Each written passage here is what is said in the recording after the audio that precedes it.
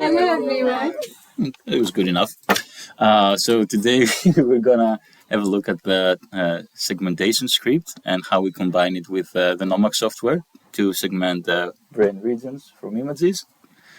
So first thing is that we always need to have a workspace for that. That is a separate directory. Okay, that's just a folder, and everything takes place inside the folder. That's really important. So here are the three scripts that we're going to run. And in the meantime, I will open Anaconda because I run my scripts in Anaconda, but it's always possible to run them, like to convert them to Py instead of PyNB and run them using Python, Mamba, or whatever you want. So the idea very briefly will be to open an image, and by using the Nomax image launch, which I will open now, to overlay images from the brain atlas so we can see where the contours are and then just draw them upon our image. Okay, so transparent. I think I will have to open it directly from open a Jupyter notebook because we're going to run our scripts from there.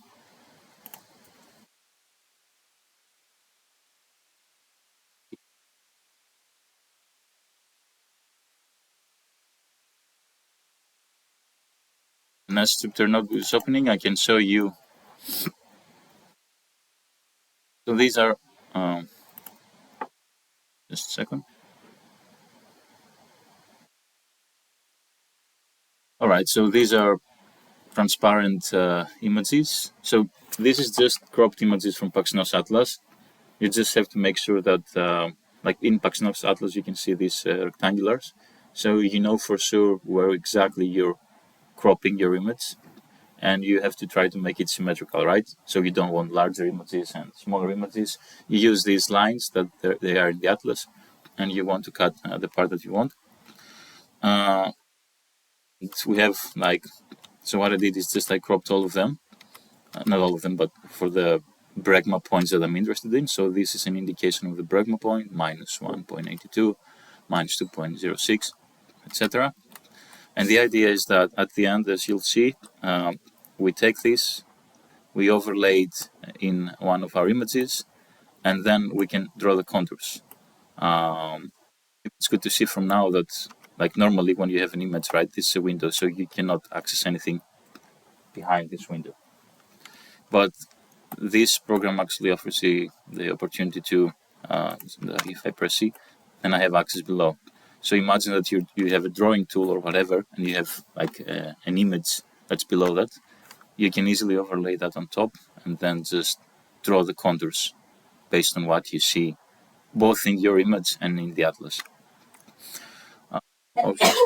Bless you. Okay. So, okay, as the first thing we need to do, so this script is made to work with CZI files. That's something we can modify later on. But for now, just keep in mind that we're using CZI files, and these are by default the files that we get from our microscopy, from the Zeiss software. So what we're going to do is locate these files, have them here. This is outside of the workspace. That's fine. In this case, you can put it inside if you want. Let's just put it aside to make everything more concrete. So these are images, these are the images, the raw images as they're taken from the microscope. First thing we do is we open the number one, which is separate default and rest, and I will explain what this is. Did I close Anaconda? It seems so. Oh no, it's here. Okay, so we're trying to locate our script. All right, this is just navigating through the folders of the PC. So it's on the desktop, of course. It's in the workspace, as you see here. And here's the first script that we want to run. Now, there are some explanations here. Of course, it's not like thorough ones. There are also comments in the code in case anyone wants to see. And for anything more, we can discuss. But I'm going to run. I press Shift and Enter, but if that's hard for you, you can just go to cell and cells.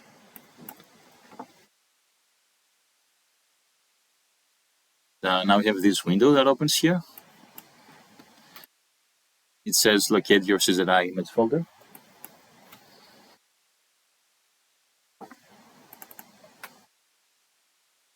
It's a folder. And then is select folder to save pickle channels. And now we'll explain after I make the folder.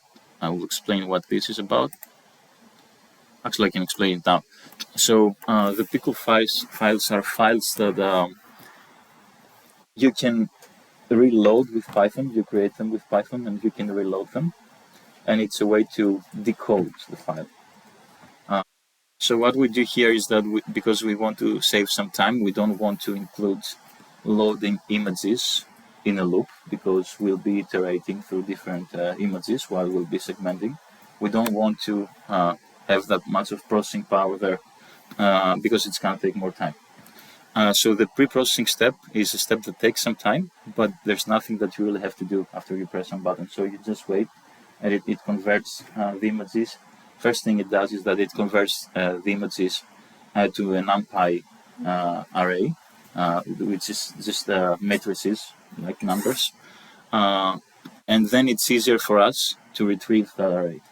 So this is what the pickle file does here. And that's why everything's separated to like 1, 2, and 3. This is the first step. You're not doing many things right now. Okay, so we create a folder to save the pickle channels, and the script is called separate default from rest because we're going to select a channel that we want to be on display because it's easier for us to do the segmentation based on that channel. Okay. In our case, it's the new N channel, but I don't remember the exact number of it, so maybe I select like TD Tomato, but it's still fine. And so what it does is that it will create 2 files for every CZI file that you have, like every raw file. One of the files will be an NumPy array, which can be coded back to an image. And the other file is, the first one will also, like, it will include the default channel, that's a channel that we will select. And the other one, it will be a list with NumPy arrays, that is a list with images of all the rest channels that we won't use for display. Okay? This doesn't mean that we won't use these channels. At the end, yes, we will use them, but for display, for segmentation, we want one channel.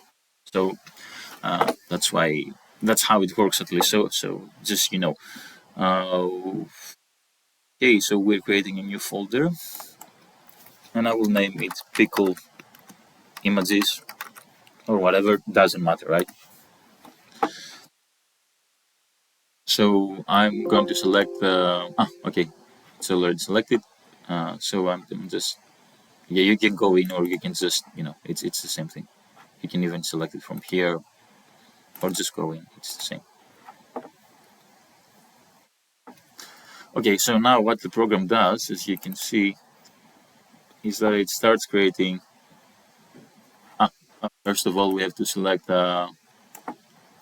You remember where I made the folder for the pickle images? Inside the image folder. Yeah. Here. Yeah. Yeah. Okay. Yeah. Preferably don't do it here, but yeah, we're gonna take it out later on, but it's fine. Default number. I will press. So here it says display channel selection. Okay, this is the channel that you want to be on display while you'll be segmenting. Press OK. So I press 2. Like if you have like 3 channels and you press 4, hopefully this will raise an error. If you type something that's it's not appropriate. So let's say okay, we're going for channel 2.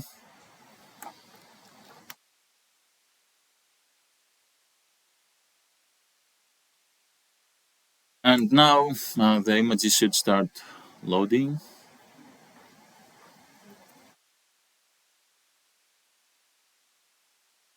So now Python reads the image, makes it in a readable form, And once it's in that readable form, which is an NumPy array, it creates a pickle file, which later on we can retrieve. And imagine that if you have like, I don't know, 100 pictures, that's gonna take time. So that's how much it took for one, right? But again, you're doing nothing here. You just wait. So it's okay. You don't want to load images while you're segmenting, because as you've seen, like in Fiji, you put an image of 1 to 2 gigabytes, for example, and it takes like 10 seconds every time. So that's annoying to say the least. And with this way, we're applying some form of pre-processing actually. So we pre-process our data so it's easier to use them when we'll be iterating. And I think that's the idea in general of pre-processing, to avoid heavy processes while you're in your loops, because your loops are always, you know, more demanding, like processing demanding. So Is there a minimum requirement of the size of the image that we have? Like time number? no. It doesn't matter. Like the size doesn't matter in this case, and it won't matter for these three scripts. Now, this is something out of this tutorial, but when it comes to like segmenting cells, there it matters. For starters, for example, you have to have specific number of pixels that occupy a cell, and if you use images with different sizes of cells because the pixels are different, that's a problem. So you need to take that into account. But we haven't reached there, and now we're just presenting for the region segmentation, not the cell segmentation. But we can, yeah, later on we can have a look. Okay, let's see how many minutes we have. I can always stop at some point if there are a lot, because I think probably there are a lot. Just not entirely sure if that will raise any kind of error later on. So normally you don't want to take initiatives, right? You want to have it running. Uh, yeah, let's see how many we have so far. We have 16. That is 8 images. Oh, sorry. This is the images themselves. So there is still way to go. Like it's we're halfway. We can wait maybe. I don't know if I can pause the thing or if I can. It's fine. I will leave it like this, and maybe then I can cut it.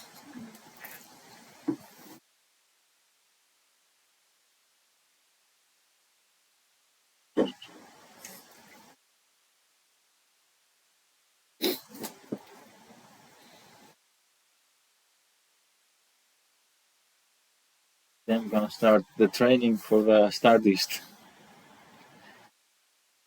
What program did you use for the masks? I'm Infinity. I downloaded QPath. I think I will use this one. It seems quite convenient. Uh, I have some ideas actually for the. I think the most important thing at this part is to avoid false negatives. So first you have a lot, or at least you don't see cells missing, which is probably easy to do, and then just apply some criteria to based on like polygon attributes to get rid of like the false positives, because usually the false positives are close to the background, right? It's shapes that are they're close to the background somehow. A whitish, if there is a whitish background around there, and usually they're not that strong in terms of intensity compared to the rest of the cells. Yeah. So yeah, I don't know. I'm not sure if I have to train, because like the pre-trained model that they provide is good enough already. I'm not good enough already, but quite good at least. Yeah. But I think it's smarter if I start with training and then see if I need to apply more criteria then. Because ideally, you don't want to mess with defining parameters and values all the time. You just want machine learning to.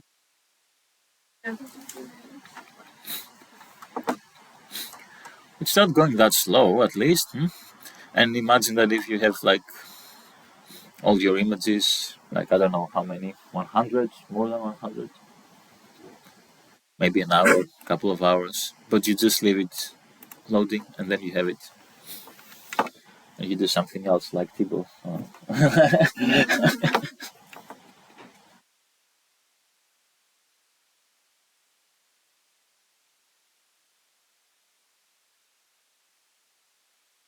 But yeah, skills.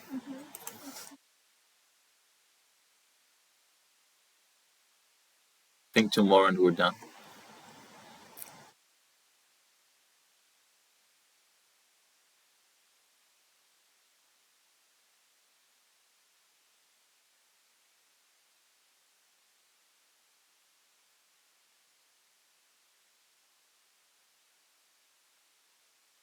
Two more. Tomorrow. No, we're not done tomorrow. Two more and we're done. Okay, all set. Seems that we had 15.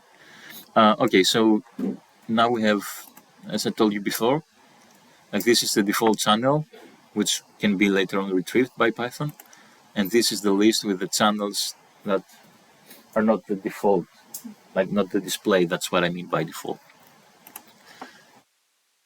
Okay, and let's take this out because it shouldn't be here anyway.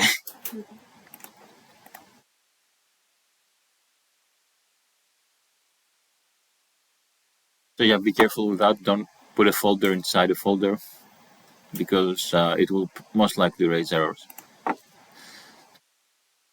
But now we have it outside and it's time to open our second script. Okay, this one. Write it down.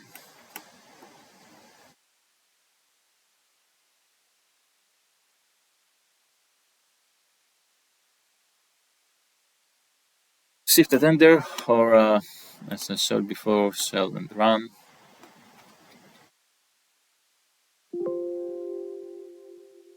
So the first message we get the first time we're using it in a new workspace is that array coordinates file not found in the workspace. The regions of interest will be registered from scratch in a new array coordinates file. So what this means is that, again, because we don't want much processing power during the segmentation, we're not really segmenting.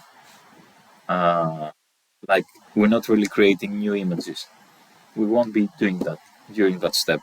During that step, we'll be drawing the contours, so you are practically segmenting, but no image is processed yet. The only thing is happening is that the script will register the coordinates of the polygons that you create while drawing, and will save, like it will match these coordinates to the file name that you'll be processing that time. And only in the third script will actually recreate the images. Right now, so we're just saving numbers, coordinates. We're doing nothing more, practically. And again, this helps to save time, save processing time. So the first time you open it, a file that's called raw coordinates and something else, as you'll see, will be created. And in this file, the coordinates will be submitted for every image that will be segmented. So it's normal to see this warning. You see it only the first time. What I mean by that is, after that, imagine that you have segmented, like you have a folder with 100 images and you've done 20 of them, and then you have to stop for whatever reason. So the script will look at the file that will be created, and it knows where you stopped. So you'll continue segmenting from where you stopped. But now there's not this file, right? And that's why you get the warning. It says that, you know what, I cannot really direct you to where you were before because I see no action of you. So I'm creating a new file right now.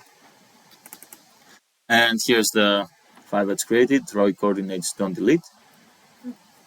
Now, keep in mind that in case you open it for the first time and you don't do any segmentation because something happened and you have to turn it off, the file is created. So a message, we can actually test it right now. So in case you encounter this error, you know what's happening. So I'm going to shut down the kernel and imagine that you close the whole Anaconda thing for whatever reason. I'm going to restart the kernel. This is like the open Anaconda. I'm running again the cell. So you probably get this, hopefully this message that says, your raw coordinates file exists, but might be empty because we didn't submit anything right there in there. So it says try removing it from your workspace and running the program again. And I recommend not to delete it because who knows, maybe there were coordinates there for whatever reason, which is not expected, but you never know. So the program terminates, so the script terminates right now. So we're going to delete it and we'll start from scratch. Okay, the file is created. So here we have to define the bregmata. This is the plural of bregma based on Greek grammar. Uh, but for that, what we need, of course, is the labels of the bregmata, because I don't know by heart. I will just put some, maybe, I don't know, or all of them.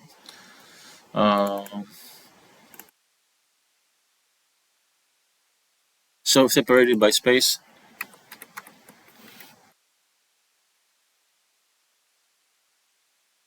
This you do once, all right? Once you do it, you won't have to retype every time you open the program. It will also be saved. Maybe I'll do some, I don't know.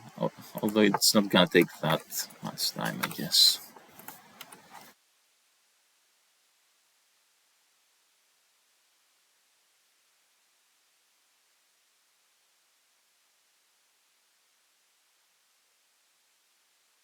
If you see any mistakes in the typing, let me know, like double space or whatever.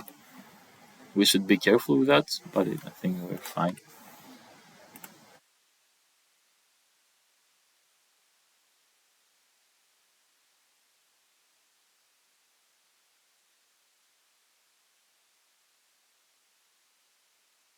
Getting close. Are these names given arbitrarily or are you giving the name of These are file? the numbers like that you'll see in the atlas. But here, is it because the atlas name is this or because the file name is this? No, what I have named here is taken from the atlas. Okay. So I don't know where I have it. I think I know where I have it. I can show you. So if the file name is different, it doesn't affect the code. That's what I'm saying. If the file is different, File name is different. Like for instance, 94 point minus 114 is saved as something else. this image is not in any by any means related to the code. Okay. Yeah. The image itself, yeah. And this is what we're taking, right? Yeah. But for the right, these are minuses, I think. But yeah, I won't put the minus. That was it, actually. Let's just make sure that there's only one gap. I think it's fine. Looks fine. Just want to make sure because I haven't put a strip function there to rectify their mistakes. Not yet, at least. So, okay, we've submitted the bregmata. That's it. And now type all region abbreviations separated by space. For now, we'll just put BLA, LA, central amygdala. This you can split in different parts of central amygdala, but for now, I'm just gonna do it right like this. There was another structure. How was it called? ST something. It's something else, but anyway, I will put it like this. Maybe the name is different. We don't mind right now.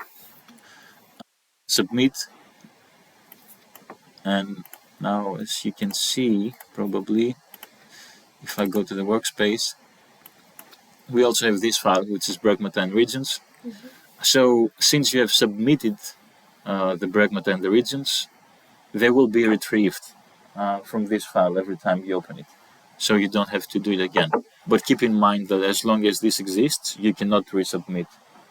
Is that clear? Because they're submitted. You can start from a new workspace, maybe. Because probably you want to start from a new workspace if anything happens. And you forget to put a region. Okay, so locate your pickle images folder.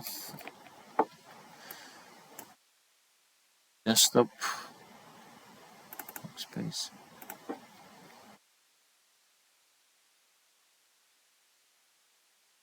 And now, like, the real segmentation starts by, I mean, the registration of the coordinates, right?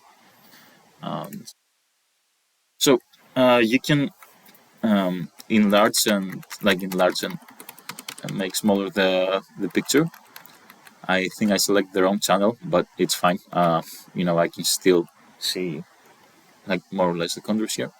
What I recommend in the first script is that use only one image.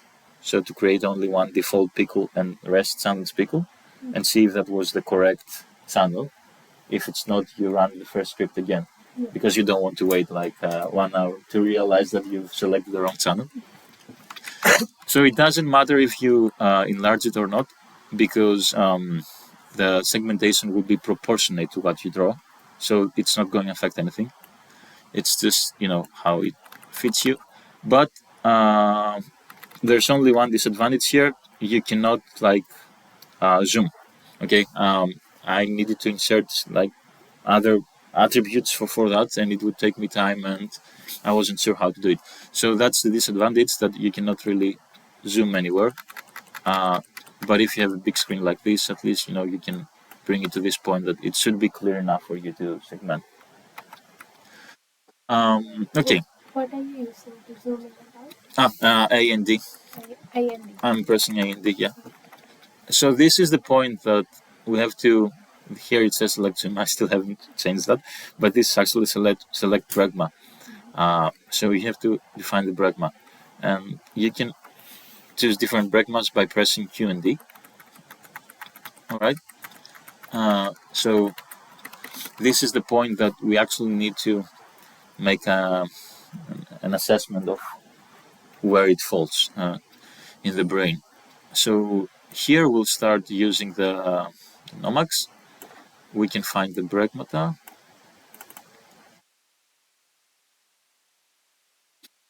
And this is based on experience, right? Right now I don't have any experience with that, but I really expect that after a while it will be easy for you to more or less tell, just by looking at the picture, what the Bregma is, more or less, like roughly, and then of course you can use the different ones. Okay, it's certainly not this, because as I showed with people last time, there is this structure here. So again, maybe I won't persist much on that, because it's really based on experience, not about how to use the script. But let's move a bit. I think it looks something like this. If you see the structure, of course, we're not like particularly interested in the structure. The structure is an indication, right, of where we are in the amygdala, but it can be that the slice is not even, it's not cut evenly. So of course you need to see how the amygdala looks like, how far it's from the lateral part, how tilted this part is, whatever. Also maybe the angle of this. There are many things to take into account. But for now, and what we're doing, I would say that probably we fall somewhere between here and here. And I think it's more of here, because I see that the end of the structure is at the middle line of amygdala, right? More or less. So this is the structure.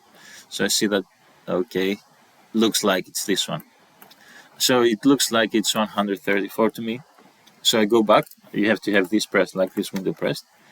And Okay, I'm just pressing Q, I'm going back, and now I found the right pragma. Once you found it, that's it. You can't go back. So you make your assessment. It's a final decision, and then I press the spacebar, and now it's done. So what's here? It's not visible because the structure is very like bright. But what's here is just your pragma. It cannot change. It's just there. Uh, doesn't really matter anymore. So from now on, uh, before we overlay this, I just want to show you that with the mouse wheel, you can like navigate through different regions, and you can select which region you want to segment first.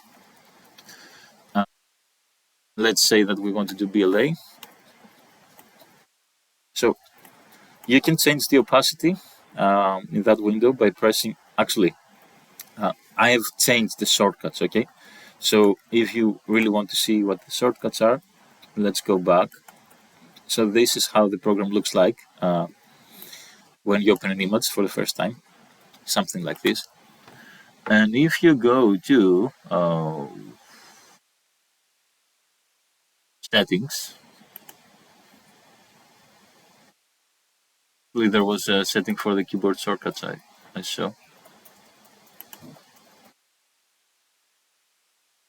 And now let's remember a thing in the edit. You can find like the keyboards for the change opacity and everything. Maybe it's in the view. Yeah, it's in the view. So opacity up, opacity, who knows? I'm just and I've changed that to X and Z. So the idea is that you know you're using keyboards that are close to your left hand, and if you have some experience with gaming, that's perfect actually because these are all like keys that we use for gaming. But they're used for gaming for a purpose, right? Because you don't really have to struggle with your fingers because everything is around. Uh, so X and Z I have in this case. Let's see. Where's my image? Did I close my image? Yeah, I closed my image, so I have to open it again. But given the chance, I also want to show you one more shortcut because it's super important.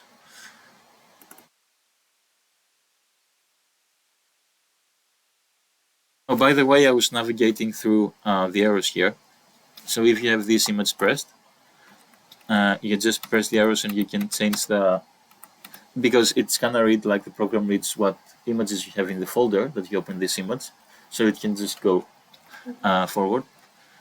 And what I was trying to do before, but I didn't have time, but keep that in mind. There is this Power Keys software, Power Toys, sorry.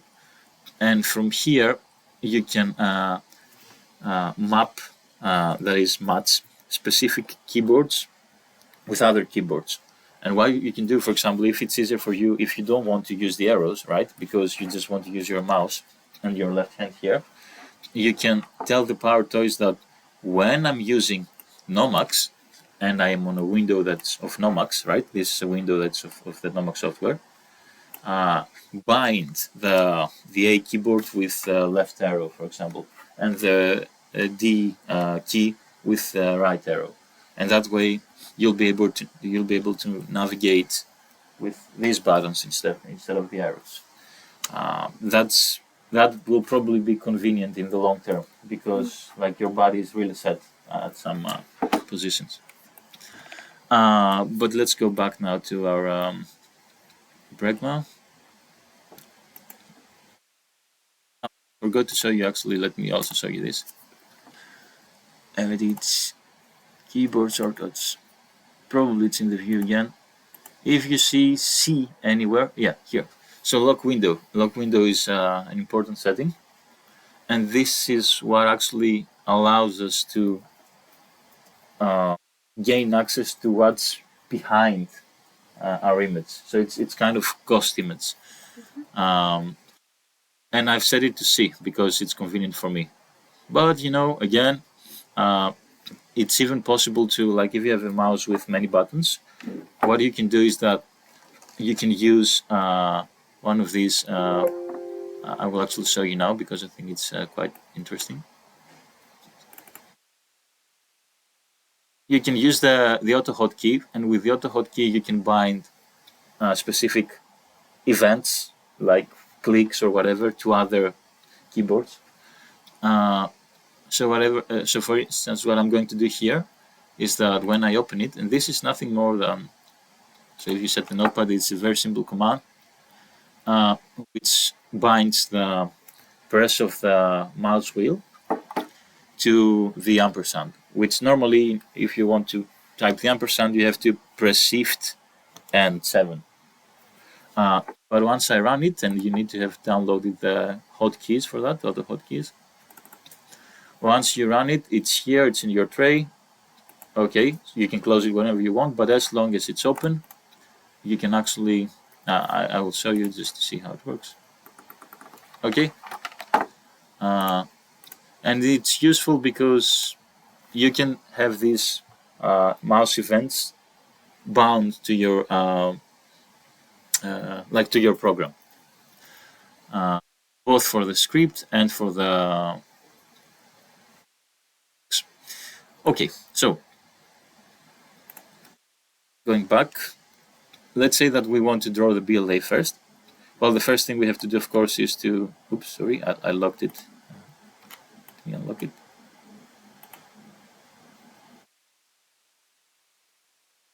So the first thing is that we want to overlay it. Forget about this. I will delete it later on. So I can delete it now. Okay. So it won't take that much time when you get the hang of it. So now we can try to apply this image. As you can see, it seems that it doesn't really fit, and the reason that it doesn't fit, as far as I see, is that the slice is not mounted straightly. It seems that there is some sort of angle. I can even decrease the opacity more. Also, the BLA looks a bit smaller, but this always, I'm just using my mouse wheel right now. I think I will rotate a bit, and let's see what happens if I rotate. So you can rotate, again, this is one of the shortcuts that I've made, like with Q and Q. You can find it in the shortcut settings. So I'm going to increase the opacity again because I want to see what happens here. And now if you go to rotate, change the angle, and I will try something like this and see if it fits better now.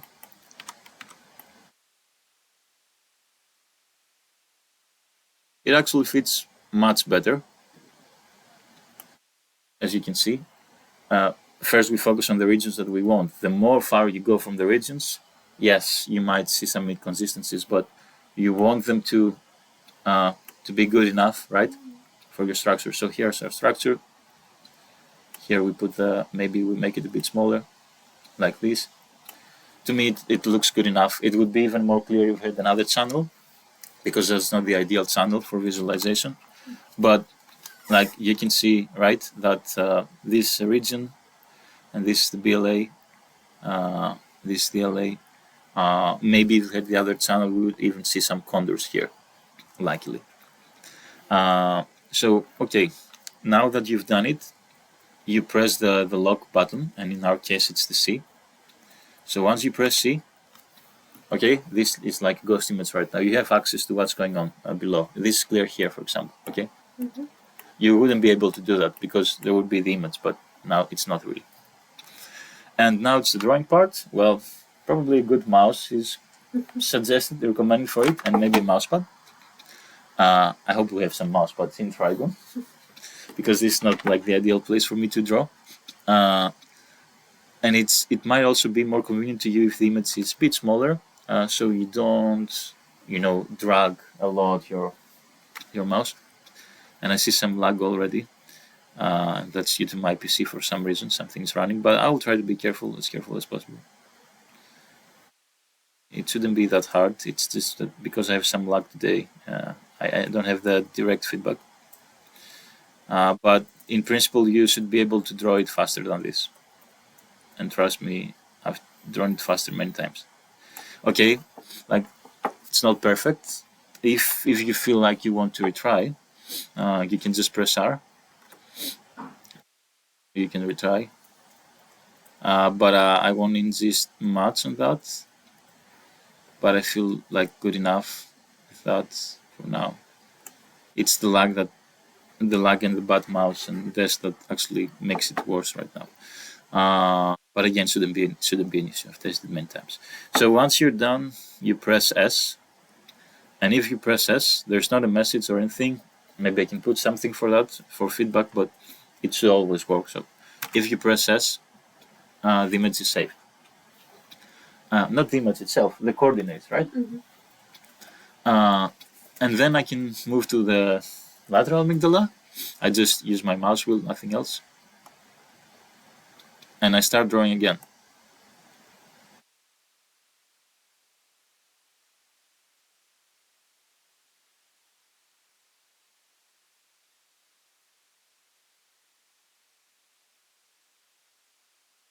That's it, that's done. We can go to central. And now, because I don't know what central is exactly, what I can do is go back to my window. How? Well, the easiest way, because now you don't have access to that window, right? So the question is, how do you unlock it? This is as if you just put something in the background of your desktop, but you don't really have access. So you have to, I think we can close this one without closing the,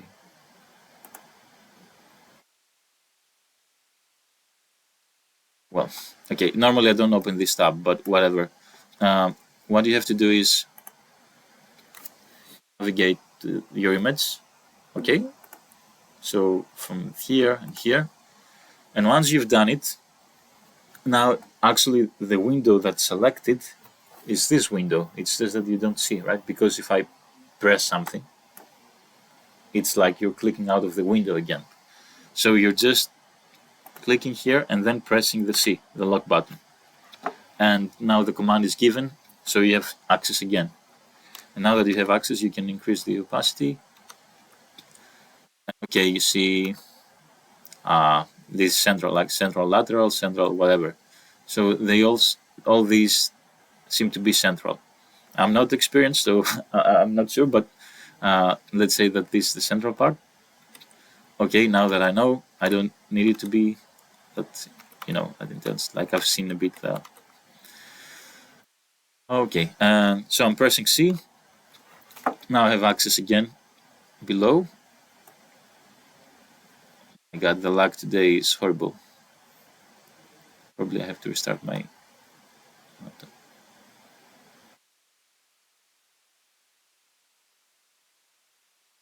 That's the central. And the last part that we want to use, again, I'm not familiar with it, so I increase the. I think it's AST. I think it's this small region here, which sometimes is bigger depending on the Bregma. So this, I don't see the contours very nice, so I think I will keep the opacity here. Press C. Oops. Yeah, okay. Now I have, but now I'm in CA because I made a mistake, so I press R for retry. Okay. Now I have the ASTR or whatever, ASR. And I take this small part. Save. And I'm done. So what I can do now is, oops, sorry. Like I can close this, or I can just move it, whatever you prefer, because later on you need to probably. So yeah. So I have it like here. I'm done with my image. I press save just to make sure. And now I can go to the next one. How do you go to the next one? Well, normally it's Shift and 7 because I have the ampersand, but because I've bound these two with the auto hotkey that I showed you, I'm just gonna press like the middle, like the wheel of the mouse. And now, second image usually doesn't take that much time. It's the lag for some reason. You can hear my desktop, something is going wrong. But again, same procedure, right? So we can try to do this faster now. Let's see. Can't see clearly enough, but I would say it's something like this. So I would set it to 0.6.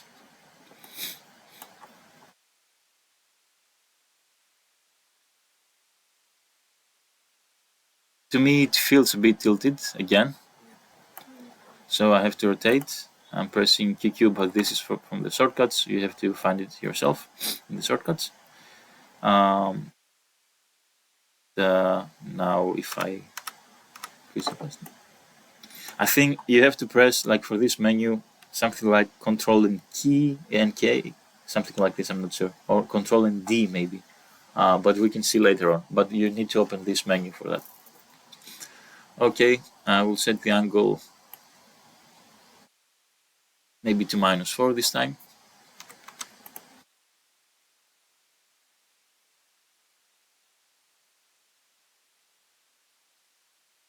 It doesn't look perfect. Maybe tilt a bit more or select a different bregma.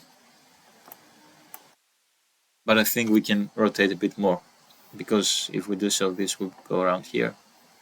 So probably it will be a bit better. So rotate from -4, we're going to do it -6 maybe.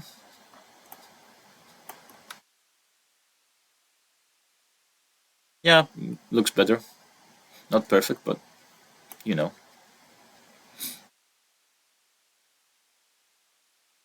So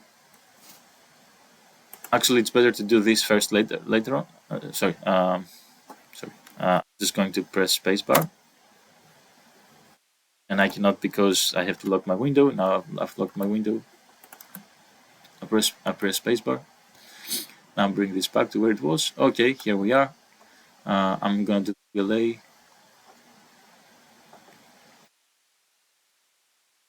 Delay is here. Do you see the contours clearly, or maybe we set them again? Okay, I think it's better now, like this. Lock.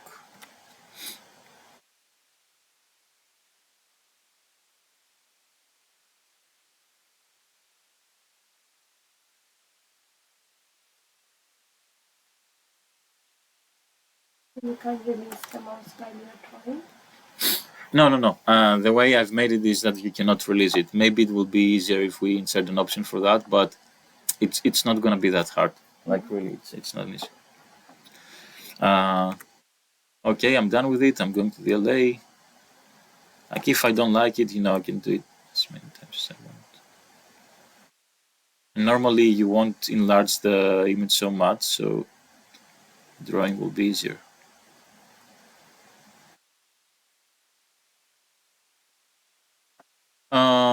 And maybe CA, but I'm not. I think this is CA. I'm not sure. Like if I would move like, because for the amygdala in this part we're sure, right? But maybe here it's not same with the atlas, because the atlas is an average brain and a very sliced brain, but maybe here it's not well sliced, or it's far from the average. So if you're experienced and you see that it doesn't fit perfectly, what we can always do again is to move this a bit and say, for example, that you know what, I see it here or here, but I don't know. So since I don't know, I will leave it as it is. So that's the idea. You don't have to label to segment all of them if you don't want to. So let's say you just want these two for whatever reason. Well, you can stick to it. And again, once you're done, you can just move this. Click here. You click this, and you're done. And I can show you the example, like if you want to close it. Remember this image, okay? So we have these two gaps here, maybe that helped to remember.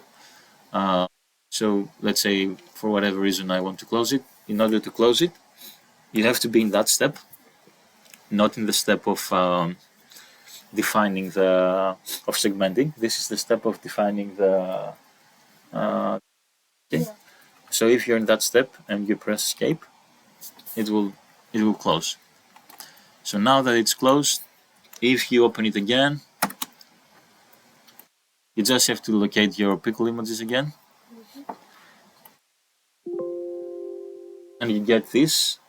So it says that you have already segmented some images. You will be prompted to continue from the last process image of your directory, which is what we want. Now, as you see, it's the same image that opens. You can do some of them. You can leave it half done if you want.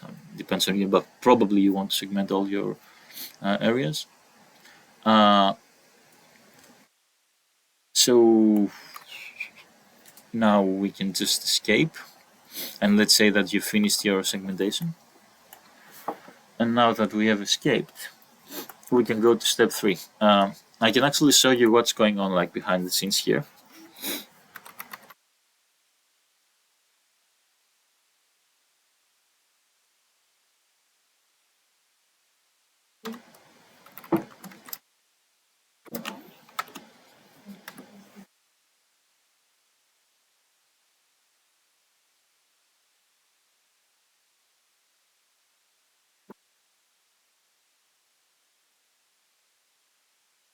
So now I'm going to open in Python. You don't have to do that. It's just that you understand what's going on.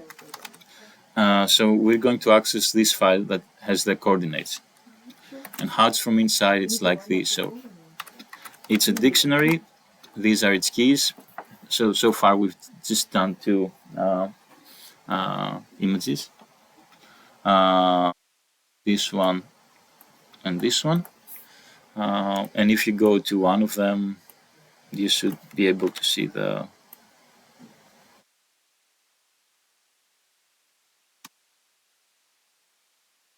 keys from inside. So what it has here is that it's information about the subdirectory that it was, the bregma, and information about the regions. And if we go to the regions, and let's say we do VLA,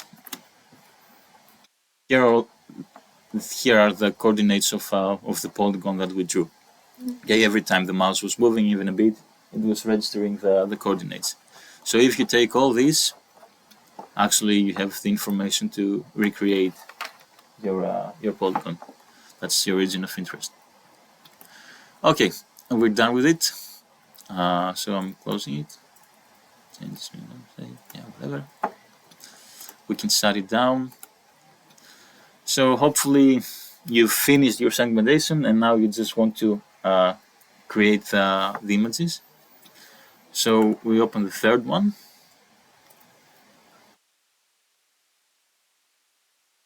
We run it, Shift and Enter. Use folder to save your segmented areas. Back to the workspace.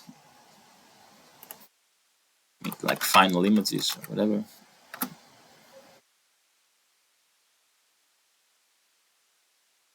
Here it says select pickle image folder.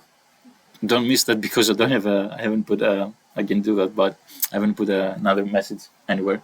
So it's only here. Select pickle image folder. So what this script is going to do, it's going to read the images in here and see if these file names exist in the keys of your ROI coordinates. So it's not based on the ROI coordinates. Practically, it's based on the directory that you select, and if it can find the keys of the ROI coordinates, it will use them.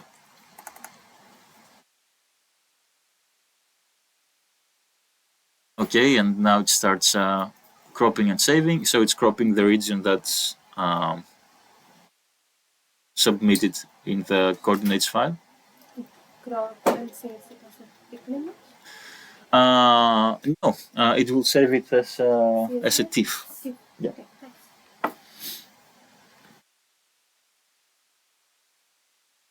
And it saves all channels? Yes, yeah. So it starts with the default one, and after it's finished, it goes to the other ones. And the reason it does so is that the way I structured it, if you were paying like too much attention, the keys in the dictionary in the rows only had the default channel, so they're taking the name of the default. So then I had to like create dummy keys for the rest of the channels. It's in the comments for whomever wants to see. So first I do the default channels because these are the only ones that exist in the ROI file. And once it's done, I create dummies, like dummy names based on these files. And then it can also find the rest of the names, hence recreate the rest of the things. But that's a detail. Okay, I think it's done. You can know for sure when the asterisk from here is gone, which is. And now we can have a look. I think it's lagging because I'm using the OBS Studio along with everything else right now. So final images. For that, we can use Fiji for display, I mean, right? But I mean, you can do it from Python, whatever, but it will be easier for you. But all kind of analysis that we're planning to do afterwards, not in this tutorial, will probably not include Fiji, or at least not directly. Maybe we'll have some macros, but we don't really have to do anything from Fiji. They all seem black, but they're not, so no worries. So that's the default channel. So that's it, right? In this case, it was the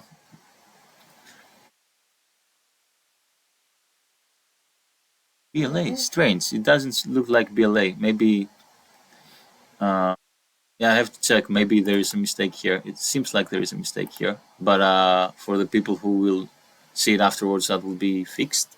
I made some optimizations lately, so maybe something is lost. Let's put another one to see for sure. Yeah.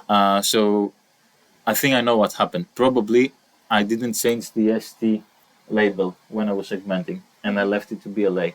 Oh, yeah. And that's the reason I see it.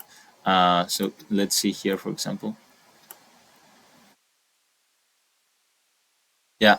So that's just be careful there, right?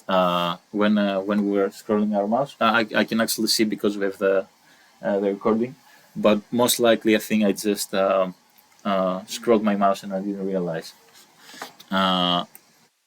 So this is the BLA, and this is for the default channel, and we can also see for the rest of the channels. So this is the CFOS. We can just make it a bit more bright so we see it more clearly.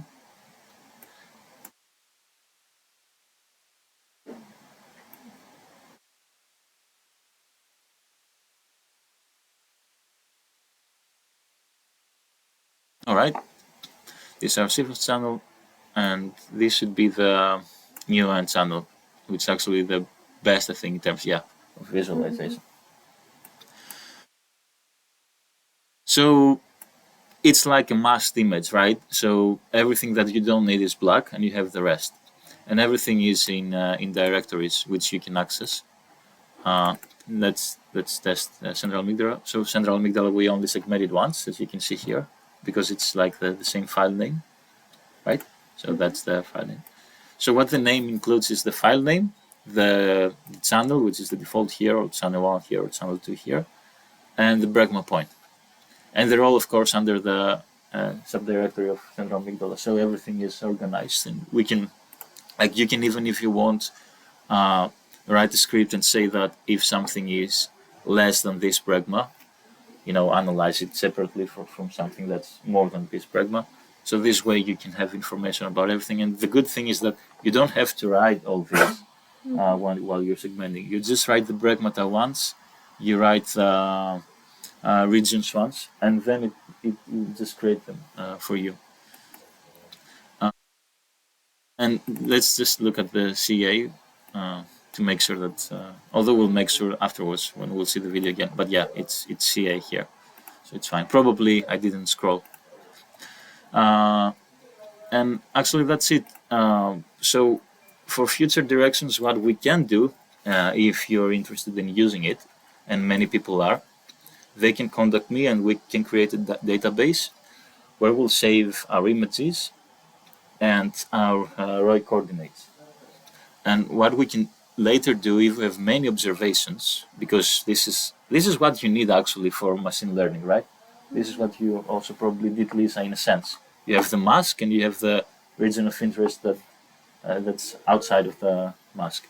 So if we store these images with the coordinates and we get a decent number, I don't know how many, like maybe hundreds, maybe a few thousands, maybe not now, maybe in a year or so, but really depends on the people that are using it. So if many people are using this, we can create the database and then we can even go for machine learning options, which means that we won't even have to segment, ideally, anything. We'll have a model and it will do the whole segmentation for us. We're not there yet, but at least hopefully with this one and a bit of practice, it can go faster than Fiji itself. And that's as far as the tutorial is concerned. So Bye everyone. Bye. Bye. Bye.